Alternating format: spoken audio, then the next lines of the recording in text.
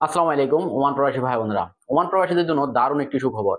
এখন থেকে আপনি যদি ওমান থেকে কুয়েত যেতে চান, তাহলে আপনাকে আর ভিসা নিয়ে দৌড়াদৌড়ি করতে হবে না। আপনি যদি বৈধ ওমান প্রবাসী হয়ে থাকেন এবং আপনার যদি 6 মাসের অধিক ওমানের ভিসা পতাকা থেকে থাকে, পতাকার মেয়াদ যদি আপনার 6 মাসের অধিক থেকে থাকে, তাহলে আপনাকে আর কুয়েতের ভিসা নিয়ে দৌড়াদৌড়ি করতে হবে না।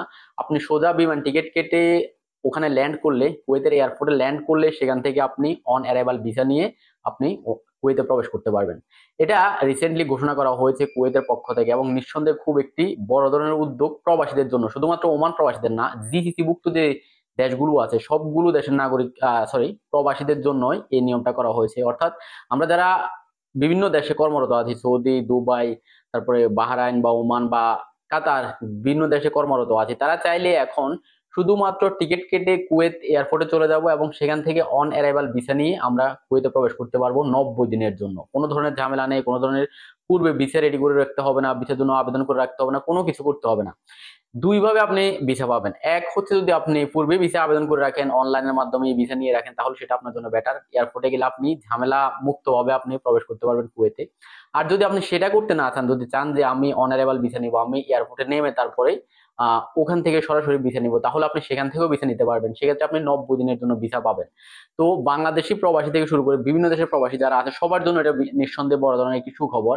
তার সাথে আরেকটা কথা বলতে চাই, আমরা বাংলাদেশে যেখানে ফাঁক ফোকর পাই সেখানে ঢুকে দেয় এবং ঢুকে কিন্তু সেই জিনিসটাকে নষ্ট করে ফেলে। সাম্প্রতিক সময়ে আমরা দেখেছি যে আমাদের পাসপোর্টে অনেক দেশে ভিসা দিতে চাচ্ছে না বা ভিসা দিচ্ছে না।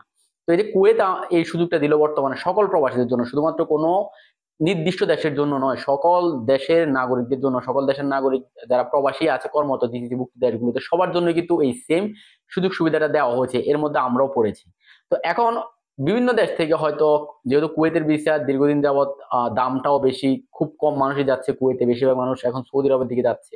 কুয়েতের ভিসার দাম বেশি বা ভিসা রেস্ট্রিকশনের কারণে অনেক মানুষ ঢুকতে পারছে না। এখন হয়তো বিভিন্ন দেশ থেকে কি করবে, জিসিসি মুক্ত দেশগুলোর আমরা যারা বাংলাদেশে প্রবাসী আছি তারা কি করব, ধুমধাম করে কুয়েতে গিয়ে তারপরে অবৈধ হয়ে যাব। পরবর্তী দেখা যাবে যে বাংলাদেশিদের জন্য এটা আবার বন্ধ করে দিতে পারে। ধরেন যখন দেখবে যে অনেক বাংলাদেশে প্রবেশ করেছে কিন্তু প্রবেশ করে তো আর ব্যাক করছে না, তারা হয়তো বাংলাদেশিদের জন্য এটা বন্ধ করে দিতে পারবে। এই কারণে আমরা যারা যাব ওখানে, অবশ্যই আমাদেরকে রুলসটা মেনে আবার 90 দিনের মধ্যে আমাদেরকে রিটার্ন করে আসতে হবে আমরা যে দেশে কর্মরত আছি সেই দেশে। এবং বাংলাদেশি মানুষের যদি যেন কোনো ধরনের ইমেজ খারাপ না হয় বা বাংলাদেশের যাতে কোনো ইমেজ খারাপ না হয়, সেই বিষয়টা নিয়ে কিন্তু আমাদেরকে লক্ষ্য রাখতে হবে।